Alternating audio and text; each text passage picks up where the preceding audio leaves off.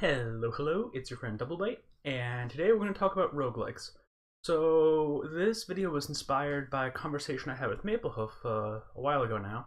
I was really ambitious, I was going to write up a script and have coherent thoughts and shit. I made it about halfway and then I got distracted and then decided to stop. So I'm going to go from the script partway and then I'm going to devolve into my usual ramblings. So this video is meant to talk about game design of roguelikes. By its nature, it's going to be a little prescriptivist, and I don't like that. I don't like trying to define genre, I don't like trying to gatekeep games. That being said, I love roguelikes, and they're a very unique genre, and I do want to help clarify the difference between a roguelike and a roguelite, because I feel like that's valuable to capturing the appeal of roguelikes.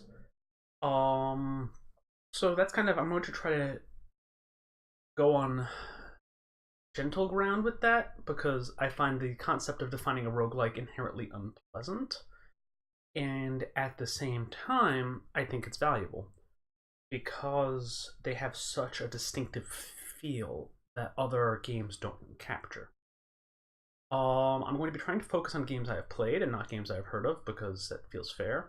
Also, I'm kind of annoyed with my camera angle because I'm wearing a really cool shirt right now. And I wish you could see my really cool shirt, but that's okay. But anyway, let's get on with it. Script. Hello, script. Okay, so a bit of history about my history with roguelikes. I discovered the genre ages ago while playing Kingdom of Loathing, which has an extended NetHack homage section. Tried NetHack and hated it. Then I tried the other classics, Angband, Adom, and Dungeon Crawl. Out of them, only Dungeon Crawl stuck, and I've been playing it on and off for over a decade, without really getting noticeably better. I've won 2.5 times. The half was because I won on a bug build where you were dealing double damage. But I've been intrigued by Crawl's development over time, particularly since the forums are a garbage fire, and every suggestion the devs make in the forums is terrible, and that somehow every version is better than the previous one. I don't know how that happens. Pull reviews, I guess. Well, pull request review, I guess. Anyway, I want to do a ramble about this, and I'm going to be basing it on the conversation with Maplehoof, and I'm also going to touch on some things brought up by the designer of Golden Crone Hotel, which is one of the best roguelikes to come out recently. So Maplehoof had asked me what my distinction between roguelike and roguelite is, and I'm going to break that distinction up a little bit. But here were my initial rules that I came up with for what is a true roguelike. First of all, the game needs to be top-down, on a 2D grid, and turn-based. Straight up. Ratchet & Clank is not a first-person shooter because it has a gun. A platformer is not a roguelike just because it has permadeath. This is essential to the genre. Rule 2. The game's levels have to be procedurally generated. Your starts don't have to be randomized. There can be goalposts that are consistent across runs, but the game must have a very high element of randomization. Third, there must be permadeath. Nothing should be able to make your next run stronger than the previous one. Corollary to this is you can have unlocks that don't carry features from the previous run. This is a rule that I've only started to think about because of Golden Crone Hotel, where you can unlock new starts. And in theory, a start can be stronger than a previous start, but in Dungeon Crawl, a Minotaur Berserker is stronger than a Naga Berserker or Formicid Berserker. So I think it's reasonable to have starts that are stronger than other starts, and I think it's reasonable to unlock them. Now this third rule is interesting because it invalidates one of my favorite roguelikes, because Tangle Deep has persistence mechanics. I'm going to get to that. And I'm going to say the phrase, I'm going to get to that a lot. So, on the game design levels, I'm going to kind of define 3 terms. Design goals as the abstract ideas that drive your game experience both in design and in play. Then kind of framework or structure, which is the basic way you're going to enforce these design goals. And then implementation, the details of how you enact that framework. There's a lot of bleeding between the two here, but I feel like my rules address framework and structure. So what are the design goals of a roguelike? Well, they're meant to be replayable. Generally speaking, runs of go-throughs of the game are meant to be pretty short. They're not like a 40-hour epic JRPG run. I think the current crawl speed run is like 26 minutes, and although that's extreme, a ballpark, I'd be surprised if a roguelike run took more than 5 hours, and obviously that's a winning run. There should be an element of exploration and discovery that changes throughout the game. Your character should progress and get stronger, but not necessarily with a big role-playing type plot. The kind of exception to this concept is Caves of Qud, which goes... Qud or Quad? I don't know. Let's go with Quad. Caves of Qud, which goes way more role-playing than most roguelikes due to the prevalence of NPCs and different factions.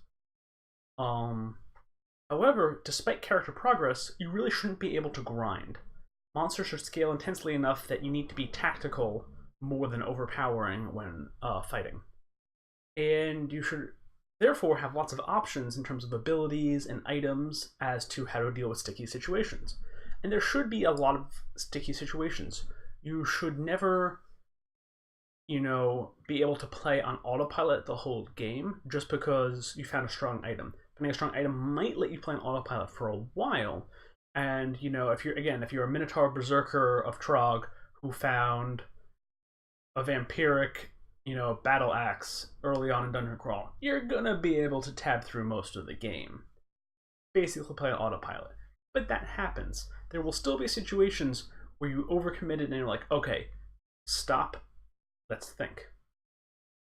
And that's also kind of an important thing. You have to stop and think. You have to be tactical.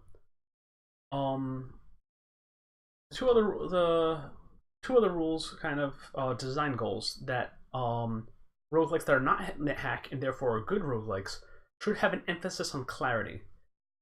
Very little information should be hidden from the player. There should be as little spoiler requiring knowledge as possible. You should be able to learn purely by experience, and generally speaking, know what's going on at any given time. And definitely not least, roguelikes must be challenging. They must be fair in ways that sometimes feel unfair. The skilled player should win frequently, the new player might not win for months. I think Dungeon Crawl has like an average win rate of about 1.6. The best players have win rates over 25%. And that number drastically increases past the early game when you have more resources at your disposal. And the urge to win, and then the urge to win better, should be factors in the replayability. With JRPGs, there's two kinds of win. There's win, and there's 100%. That's basically it. In roguelikes, there should be a number of metrics that you can say how satisfying a win was. Whether that's doing a harder start, hitting all of these breakpoints, hitting them at a certain speed. The Dungeon Crawl tournament has a lot of different banner goals, like do X before level Y, and a lot of cool stuff like that. So now let's tie in the rules that I made back to these design goals. These aren't the only ways to achieve these design goals, or that roguelikes don't have more things in common than these, but to me these are the three things that give it the most roguelike feel. So the 2D style, the grid-based layout, the top-down perspective, and the turn-based all help enforce the pacing and information clarity of the game. There are almost never monsters or effects or things out of sight that can affect you, but when there are, they're significant. Hidden horrors in Crawl are significant. Enemies turning invisible is significant. It's not like an enemy can one-shot you off-screen, unless it's going to cause you to play differently. That an enemy is hitting you off-screen, such as like an orc with a crossbow. But almost all action happens within your line of sight. And because it's turn-based, you have unlimited time to tactically plan a move. But you can't make a move without causing everything else to do something. For example, in a 3D stealth game, you might be able to look around an area without disturbing nearby enemies. But you need to do that in order to get all the information. In a roguelike, there's a per turn check for stealth. The more time you spend moving to scout, the more likely it is that you might wake something up.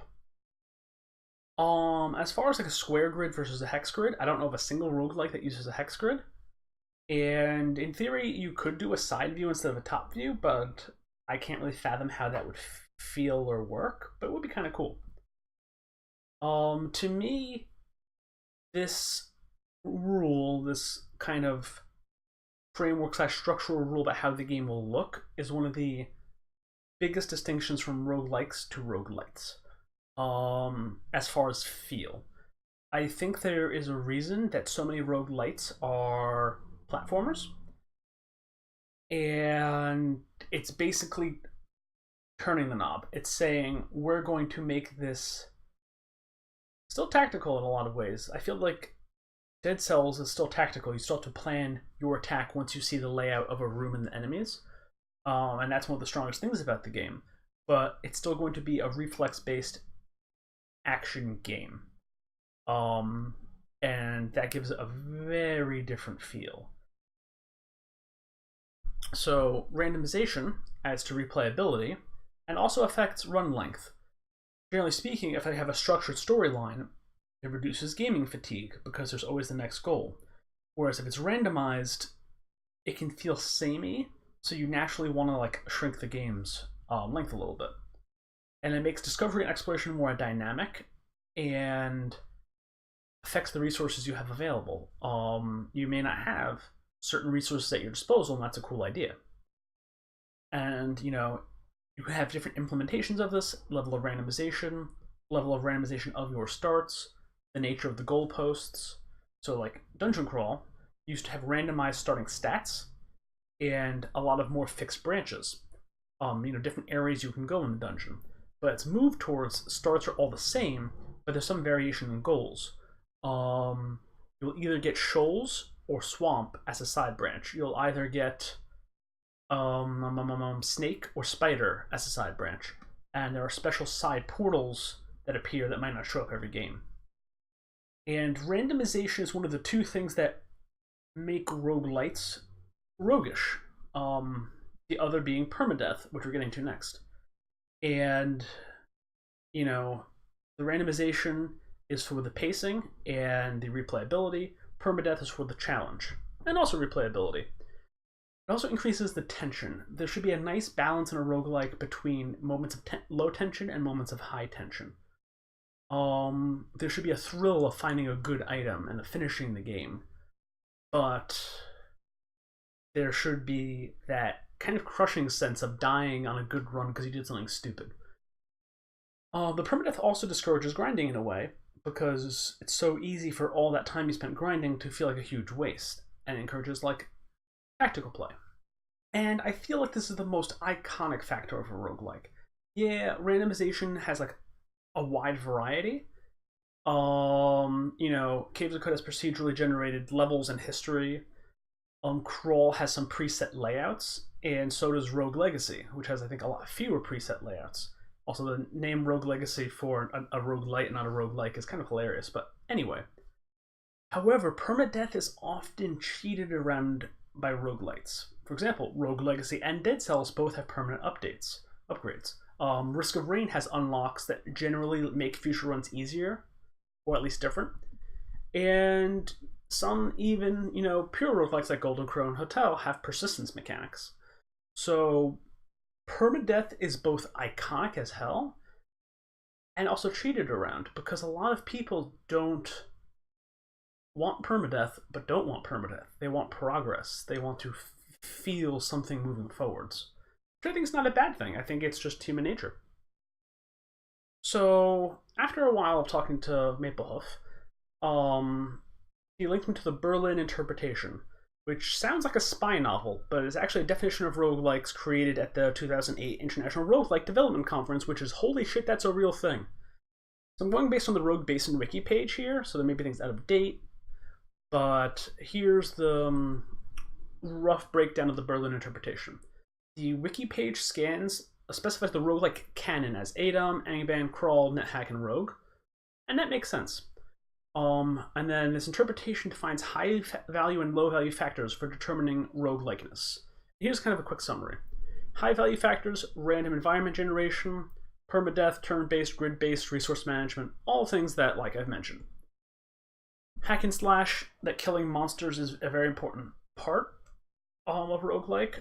And I don't know if I agree with this, but also I don't really have a good counterexample. It would be interesting to make a roguelike Harvest Moon. And I think you could do it and have it feel like a roguelike. I should probably try that sometime, but it doesn't exist. And the game is inherently player versus world. There are no monster-monster relations or diplomacy. And this, I'm not sure I agree with. A lot of the Berlin interpretation says a roguelike must be simple in these ways and complicated in these ways. And I don't quite agree with that. For example, I don't think the faction system in Caves of Qud makes it less roguelike, makes it feel less roguelike. It's just an interaction. It's just a different layer of interaction. And that's not necessarily combat based. Which I find interesting. For example, like in Crawl, you might take a spell, Conjure Flame, a spell that makes a fire cloud, like that stays on the ground, and then you might take a spell that pushes enemies backwards, so you can push them into the fire cloud. That's an interaction. You choose to take those two spells so you can exploit this interaction. I don't think that's fundamentally different than in Caves of Qud choosing to side with one faction over another faction for later game strength and future interactions. So I agree that roguelikes tend to be about killing monsters, and I can't really find a counterexample, but I do think that's a limiter and not a rule. Next up we have Exploration and Discovery. I'm with it, almost. The Berlin interpretation specifies discovery of the usage of unidentified items. And that's a sticking point with me. It's very classically roguelike.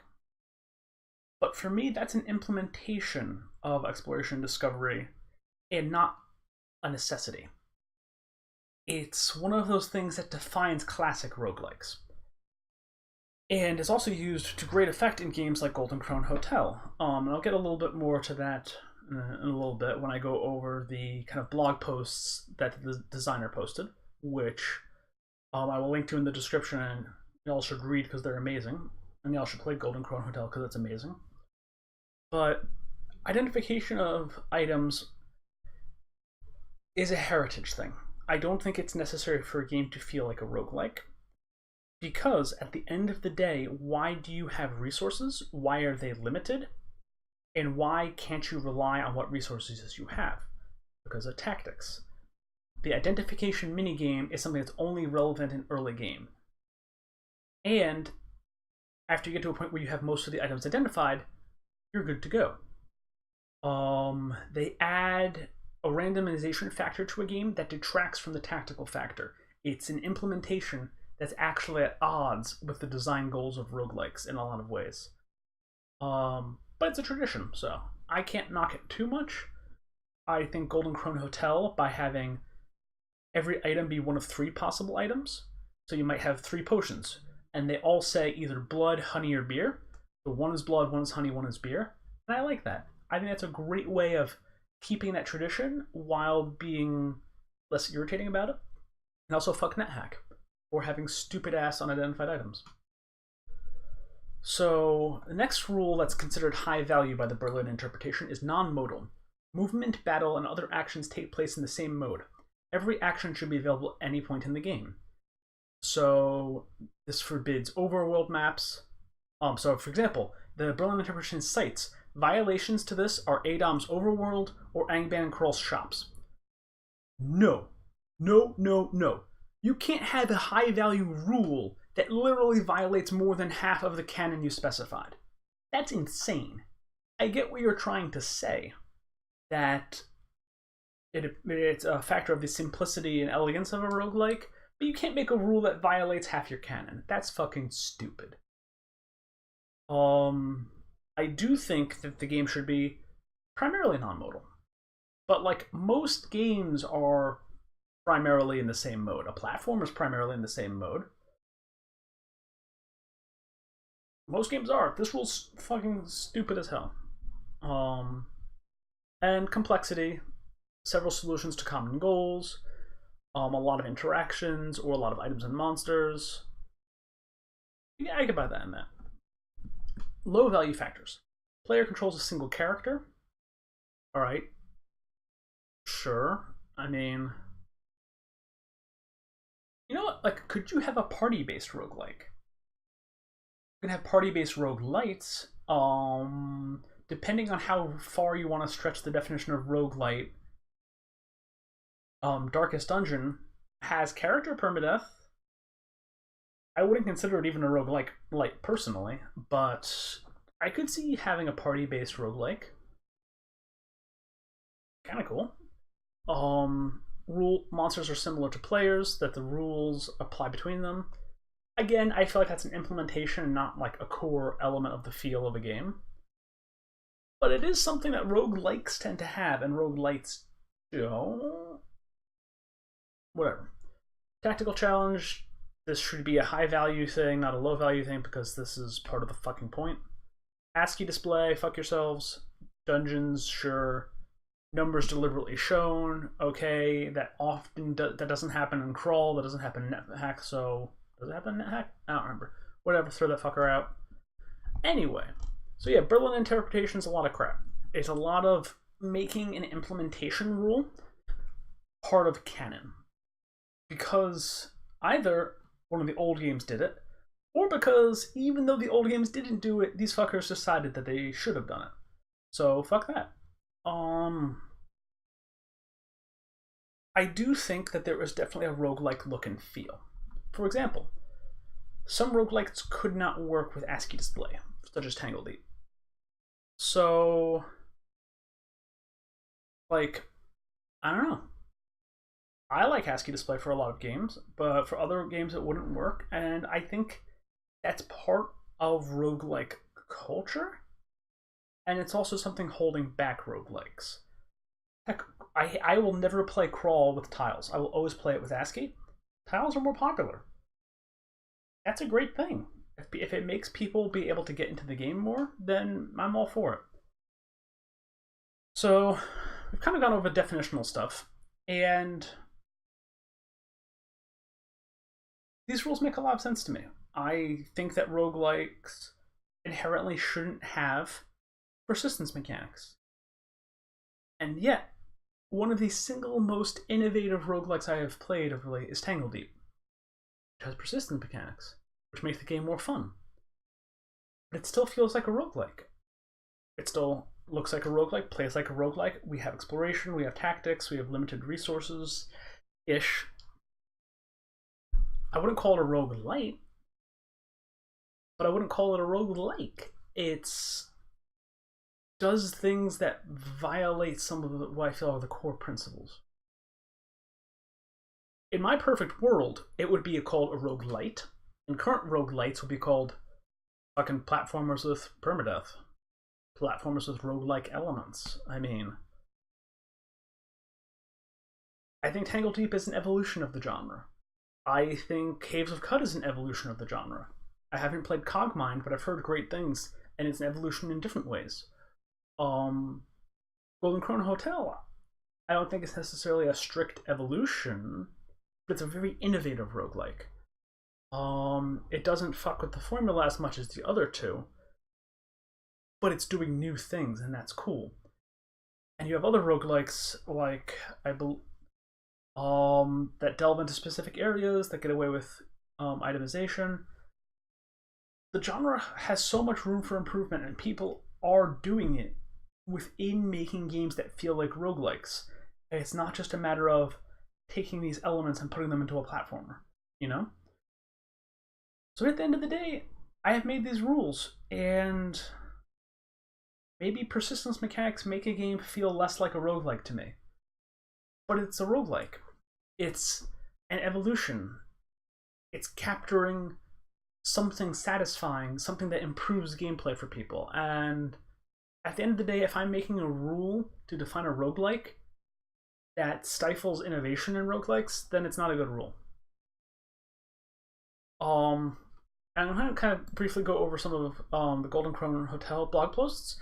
I don't want to go over them in depth because you should just read them. I want to pass on information, but I don't want to feel like I'm stealing information. So the things that he mentions are burden of knowledge, things like item and randomization and spoilers in NetHack, and identification is the second one.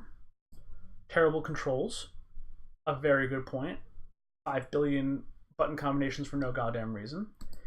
And box standard dungeons that they all have this kind of Tolkien look and feel. And again, Golden Crone Hotel, going with this gothic horror. Tangledeep, bright, colorful. You're ascending a tree rather than going deeper into a dungeon. Caves of Qud has this beautiful style and history and world building. Cogmind is like a sci-fi roguelike. Heck, older school, you have Doom roguelike, which is Doom. Let me just do a quick time check. Wow, I'm only at 25 minutes. I am talking fast. So, like, I think roguelikes are growing as a genre. And I think it's a fine balance. I do think that there's some things that should stay in the genre to keep it feeling special. Playing a good roguelike is a special experience. It really is. Like, it's something I love. It's something I care about. Even though I'm incredibly picky. I really should play Cogmind again. I just couldn't get used to the controls, and I felt like it was very complicated. But it's a really cool idea. So, what's the point of this whole ramble? It's that I think we have a very narrow definition of what is a roguelike. And I also think we're drifting from that definition. It's kind of a paradox. We are taking the things that we associate with roguelikes and putting them into other game genres. And that's really cool. I love Dead Cells. I love Risk of Rain. I love Rogue Legacy. But at the same time, I think there is a place in the modern gaming world for proper, like, true roguelikes. As we see with the success of Cogmind, the success of Caves of Qud. I don't know sales-wise or prominence-wise about Tangledeep or Golden Crone Hotel, but they should get all the props in the world because they are amazing games. And I want to see more of this. I really hope that people look to these games and go, I can make a roguelike that's doing new things. I was a bad roguelike supporter and didn't participate in the 7-day roguelike jam or play any of the games because, I'm horribly unstable. I took my first Zoloft today, so hopefully that will help with the unstable. But, like, I don't know. I want to see more of this. All of this. And I think understanding what makes a roguelike feel like a roguelike is really important.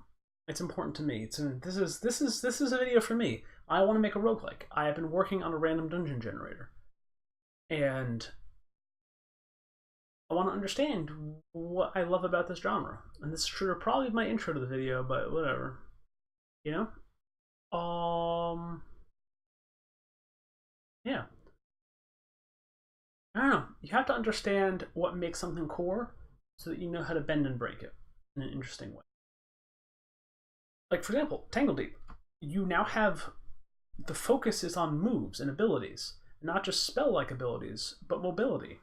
That's something that Dungeon Crawl has only toyed with as far as, like, oh yeah, you can blink, or the Wujiang Council, which gave you a lot of movement abilities before, the developers gutted it and made it completely unfun. Give me back my free wall jumps, goddammit. They were so fun. But yeah, movement abilities which are so powerful in Crawl are standard in in Tangledeep, and that's awesome. Enemy modifiers in Tangledeep, really cool. Like, I feel like Tangledeep is stretching the genre the most out of the games I've given props to in terms of raw mechanics and not purpose. Caves of Qud is probably the most innovative as far as purpose to the game, but Tangledeep, as far as raw gameplay mechanics, really stretches the genre in a really cool way, and I want to see more of that. I want to make more of that. And I kind of want to just do this video to collect my thoughts about how to go about that. So one of my goals is to do kind of a personal game jam, is to make a couple of mini roguelikes, and each of them breaks one of the fundamental rules I've established. I probably won't do this, but I want to see if I can make a game that feels like a roguelike that breaks these rules. I don't know. I'm not much of a game designer. We'll see how it goes. But I think it's worth doing. I think it's worth thinking about. Anyway, hope you enjoyed this ramble. Hope you all are having a good weekend. And until next time, double bite out.